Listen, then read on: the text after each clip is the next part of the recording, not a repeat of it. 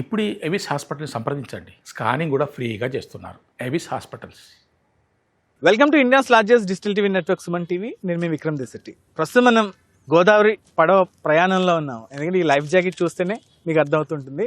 So ఈరోజు ఒక పెద్ద ఈవెంట్ అయితే నేను చూపించబోతున్నాను. ఈవెంట్ నేను ఎందుకు అంటున్నానంటే, అసలు గోదావరి నదిలో చాలామంది పిల్లలు ఈత రాక ప్రాణాలు కోల్పోతున్న పరిస్థితులు ఈ మధ్యకాలంలో, అంటే వ్యాస వచ్చిందంటే ఇవే వార్తలు మనం వింటూ ఉంటాం, పేపర్లో చదువుతూ ఉంటాం, టీవీలో చూస్తూ ఉంటాం.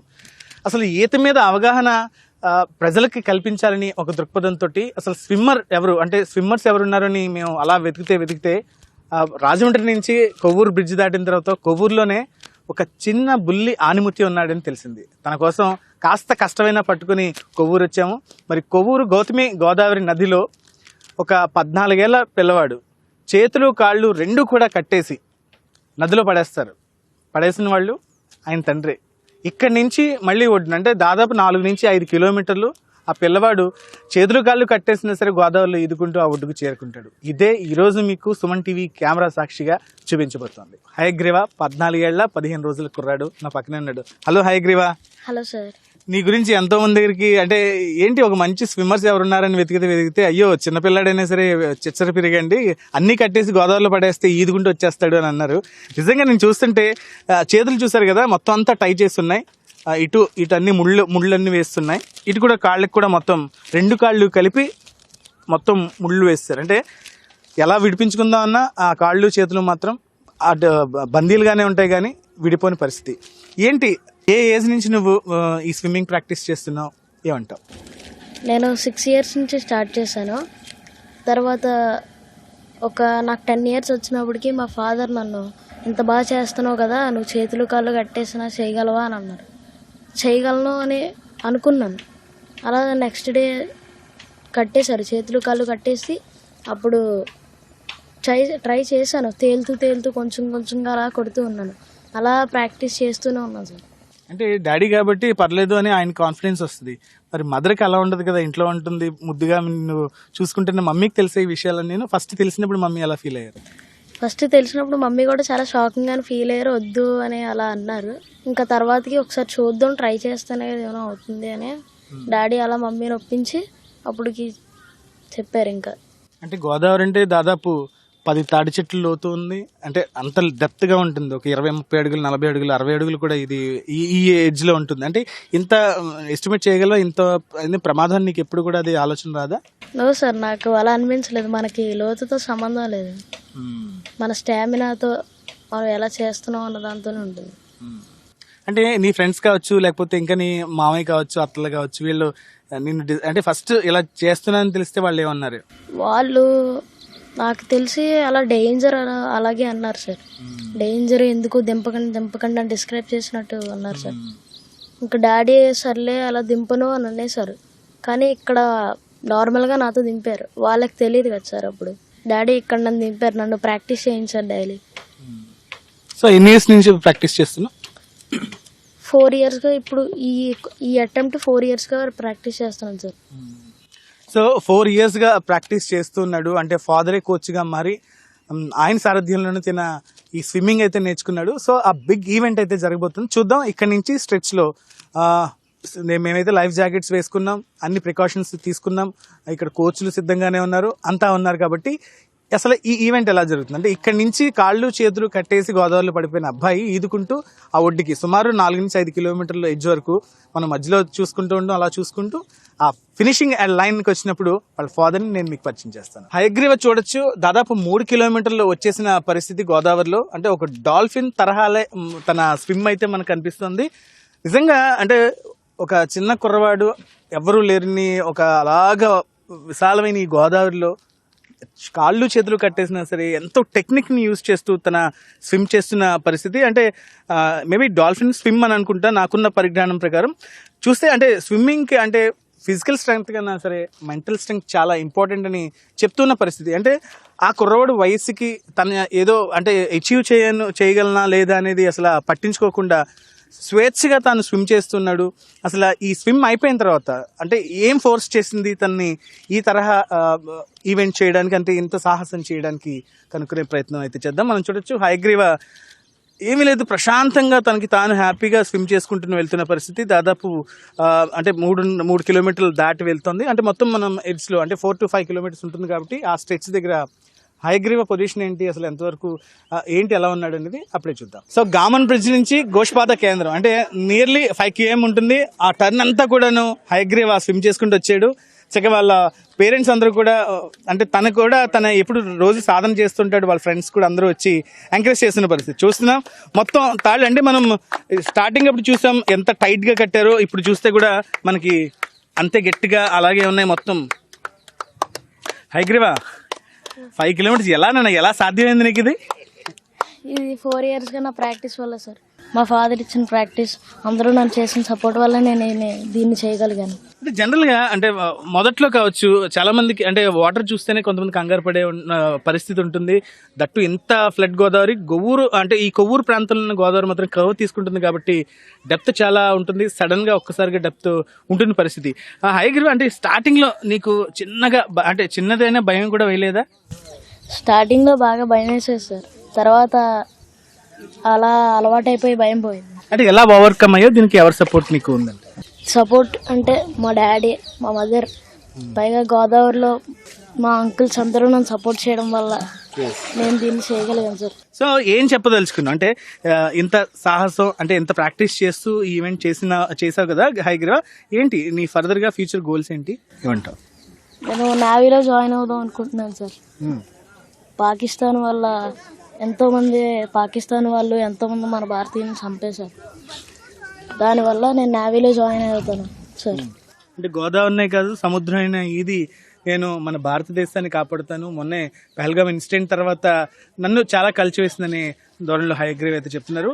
Hope for the best. కానీ హయగ్రీవ ప్రాక్టీస్ చేస్తున్నప్పుడు దీనికి సపోర్ట్గా ఉన్న ఢిల్లీ తిన ప్రాక్టీస్కి అంటే కంపెనీ ఇస్తున్న వాళ్ళందరూ కూడా ఇక్కడే ఉన్నారు. ముద్దుగా అంకుల్స్ అని పిలుచుకుంటున్నారు. మరి అంకుల్స్తో మాట్లాడదాం ప్లీజ్. హయగ్రీవ ఎంతో ప్రాక్టీస్ చేసి ఈ ఈవెంట్ అయితే కంప్లీట్ చేసిన పరిస్థితి. మరి ఈ హీరోని తయారు చేసిన ఆ పెద్ద హీరో ఎవరంటే వాళ్ళ ఫాదర్ అని చెప్పిన పరిస్థితి. నమస్తే, మీ పేరెంట్స్ సార్ ఏం చేస్తూ ఉండేవాళ్ళు, బాబుకి ఇంట్రెస్ట్ ఉందని మీరు ఎలా గ్రహించారు, దాని గురించి? నమస్తే సార్. అంటే మేము గత బాబుకి 6 years నుంచి నాకు రెగ్యులర్గా స్విమ్మింగ్ చేయడం అలవాటు అండి. గత 35 years నుంచి కూడా ఆ స్టైల్స్ అన్ని వచ్చి రెగ్యులర్గా చేస్తుంటాను. మా బాబు చిన్నోడు సరదాగా తీసుకొచ్చేవాడిని. ఆ సరదా నేర్చుకోవడం జరిగింది. చాలా ఎక్కువగా బాగా చేస్తున్నాడు. రోజుకి డెవలప్మెంట్ చూపిస్తున్నాడు. ఆ డెవలప్మెంట్ చూపిస్తున్నాడని చెప్పి ఇంచుమించు ఇప్పటికి 9 years నుంచి ప్రాక్టీస్ చేస్తున్నాము. అయితే ఏమైనా కొత్తగా వినూత్నంగా చేయాలి, ఒక రికార్డ్ ఏదో సాధించాలి అనే దీని మీద మేము ఈ రికార్డ్ చేతులు కాళ్ళు కట్టి రికార్డు ఇది చేయించాలనుకున్నాం. దీనికి మెయిన్ ముఖ్య కారణం ఏంటంటే చాలామంది గోదావరిలో నేను టీవీ చూస్తుంటే లాల్ చచ్చిపోతుంటారు, చిన్నపిల్లలు వీళ్ళు చనిపోతుంటారు, పెద్దవాళ్ళు చనిపోతుంటారు. ఇది ఎందుకు చనిపోతారు? ఈత రాక చనిపోతారు. ఈత అన్నది చాలా సింపుల్. మీరు వచ్చి ఒక 4 రోజులు భయాన్ని వదిలి ప్రాక్టీస్ చేస్తే ప్రతి ఒక్కరు వాళ్ళ ప్రాణం వాళ్ళు కాపాడుకోవచ్చు. అంటే మొదట్లో అంటే చిన్న బాబు అంటే 6 ఏళ్ల నుంచి ప్రాక్టీస్ చేస్తున్నారంటే బాబు చాలా చిన్న వయసు. మీ చుట్టూ అంటే మీ భార్య కావచ్చు, అంటే మీ బెటర్ హాఫ్ కావచ్చు, మీ చుట్టాలు కావచ్చు, లేకపోతే కనీసం స్నేహితులు కావచ్చు, ఏమైనా నెగిటివ్గా మీకు మన కామెంట్ డిస్కరేజింగ్ వర్డ్స్ కానీ ఏమైనా అప్పుడు మీకు ఎలాంటివి ఎదురయ్యాయి, ఏమంటారు? 100కి 99% పేరెంట్స్ నుంచి, బంధువుల నుంచి, ఫ్యామిలీస్ నుంచి, ఆఖరికి బయట ఈ చుట్టుపక్కల జనాల నుంచి కూడా విమర్శలు ఎదురయ్యాయి. చిన్నపిల్లల్ని చంపేస్తాడు తీసుకెళ్ళి 5 సంవత్సరాలు 6 సంవత్సరాలు ఉన్నాయి, అక్కడెక్కడికో మధ్యకి పట్టుకెళ్ళిపోతున్నాం అని తెలిసిన వాళ్ళు ఇక్కడ బంధువులు కూడా తిట్టిపోరు, దెబ్బలాడిపోరు అనేసరి బాగా చేస్తున్నాడు కదా అని చెప్పి నేను అలా ఎంకరేజ్ చేయడం జరిగింది. ఇప్పుడు వాళ్ళ పొజిషన్ ఏంటంటే వాళ్ళు ఇప్పుడు ఈయనంటే ఈయన పేరు చేప అంటారు, గోదావరిలో చేప. ఈ చేపతో ఎవరు కూడా పనికిరారు, పోటీ పడలేరు, ఈయన మించిన ఎవరు లేరు అంటారండి. అమ్మ మీరు చెప్పండి, మీకు ఫస్ట్ లో ఏమనిపించింది? అంటే చిన్న అబ్బాయి అప్పుడు మీకు ఎలా అనిపించింది అంటారు? బాబుతో చాలా భయం వేసిందండి. చిన్నప్పుడు వాళ్ళ డాడీ తీసుకెళ్తుంటే ఇక్కడే కదా పర్వాలేదు, దగ్గరే కదా అలాగనేసి అనుకున్నాను. అలా నేర్చుకున్నాడు బాబు. అలా నేర్చుకోగానే తర్వాత కాళ్ళు చేతులు కట్టేసరికి నాకు చాలా భయం వేసింది.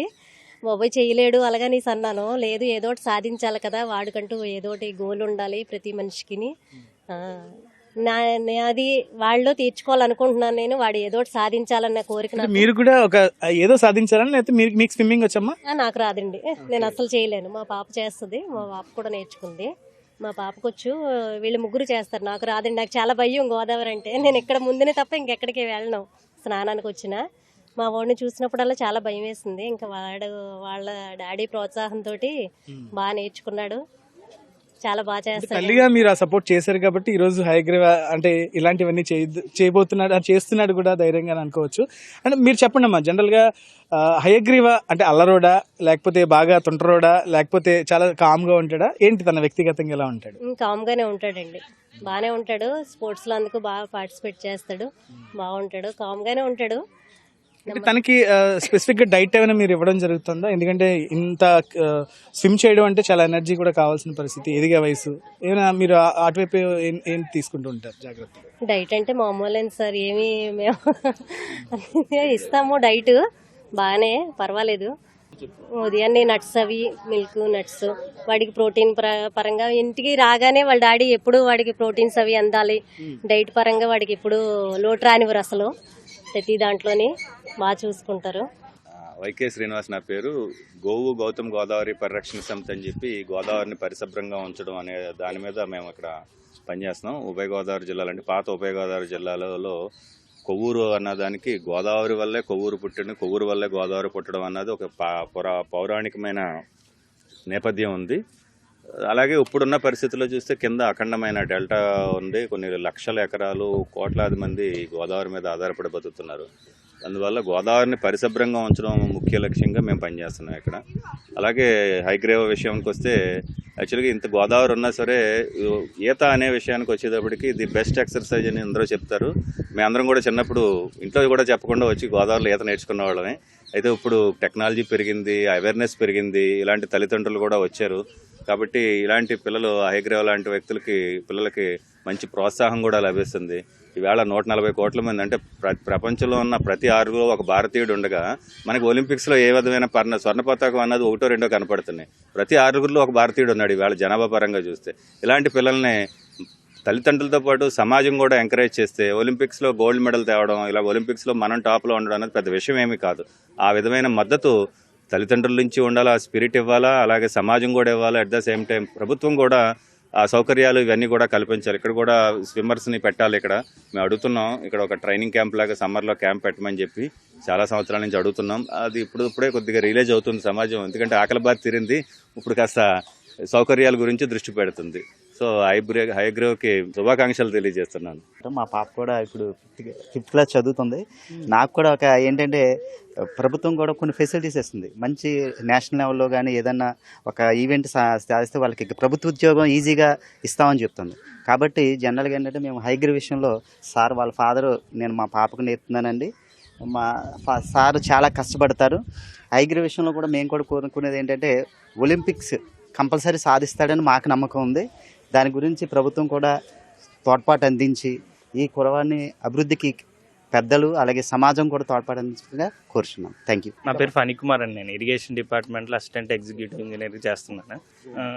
మామూలుగా గోదావరి ఉండడం వల్ల మామూలుగా ఈతకని వచ్చానండి. నేను మొదట్లో ఈ బాబుని చూసాను, హైగ్రీవాన్ని చూసి మామూలుగా స్విమ్మింగ్ చేసేవారు. చేసిన తర్వాత ఒక రౌండ్ వస్తే వాళ్ళ ఫాదర్ చేతులు కాళ్ళు కట్టేయడం చూశాను. నేను చూసి ఆశ్చర్యపోయాను, ఏంటి 2 కాళ్ళు చేతులు ఫ్రీగా ఉంటేనే కొట్టడం కష్టం కొంత దూరం, ఇదేంటి ఈయన చేతులు కాళ్ళు కట్టేసి, నేను ఆశ్చర్యపోయాను అసలు ఇలా కూడా ఉంటుందా అని.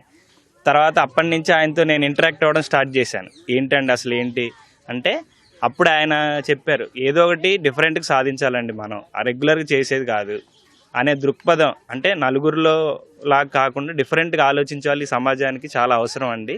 ఆలోచించడమే కాదు దాన్ని ఆచరణలో పెట్టి చూపించాడు ఆయన.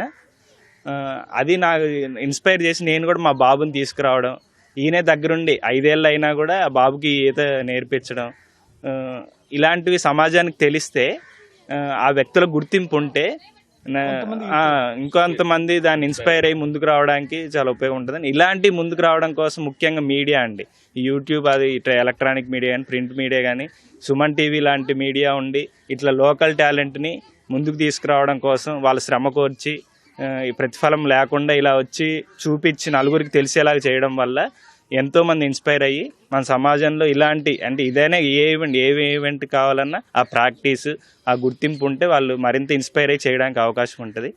ఇలాంటి కవర్ చేస్తున్నందుకు సుమన్ టీవీకి ధన్యవాదాలండి. ఇది చూసి ప్రభుత్వం కానీ సమాజం కానీ హైగ్రీవ్ లాంటి అచీవర్స్కి సపోర్ట్ చేయడం వల్ల వాళ్ళు ఇంకా మెరుగ్గా ఫలితాలు సాధించడానికి అవకాశం ఉంటుందని. ధన్యవాదాలు. చూసారు కదా, అంటే హయగ్రీవ ప్రాక్టీస్ గురించే ఇక్కడ రెగ్యులర్గా వచ్చే వాళ్ళందరూ కూడా, తను అబ్జర్వ్ చేసే వాళ్ళందరూ కూడా ఫస్ట్లో కొన్ని కామెంట్స్ చేసిన తర్వాత అన్నీ కూడా ఎప్రిసియేషన్సే వస్తున్నాయి. అసలు ఎందుకు హైగ్రేవ్, ఎందుకు ఇలాంటిది ఇంత సాహసం ఎందుకు చేసావంటే లేదు అంటే చాలామంది ఈత రాక చనిపోతూ ఉంటారు, ఈత అంటే భయపడిపోతూ ఉంటారు. వాళ్ళైనా కొంతమందిని ఇన్స్పైర్ చేస్తే బాగుంటుంది కదా అనే ఒక చిన్న ఆలోచనతో పాటు ఈ బార్డర్ పాకిస్తాన్ నన్ను బాగా, ఈ పహల్గామ్ ఇన్సిడెంట్ బాగా నన్ను ఇన్స్పైర్ చేసింది. ఖచ్చితంగా నేను భారత నేవీలోకి అడుగు పెట్టాలనుకుంటున్నాను. సముద్ర జలాలని ఇది భారత్ని రక్షించుకుంటానని ఒక ఇన్స్పైరింగ్ మెసేజ్ ఈరోజు హైగ్రేవ్ ఇచ్చాడు. సో ఇలాంటి కుర్రోడికి ఖచ్చితంగా మనం సపోర్ట్ చేయాల్సిన పరిస్థితి ఉంది. ఈ వీడియో చూసిన ప్రతి ఒక్కరు కూడా please like and subscribe this video and support Hayagriva. Camera person గణేష్తో విక్రమ్ సుమన్ టీవీ, కొవ్వూరు గోష్పాద క్షేత్రం నుంచి.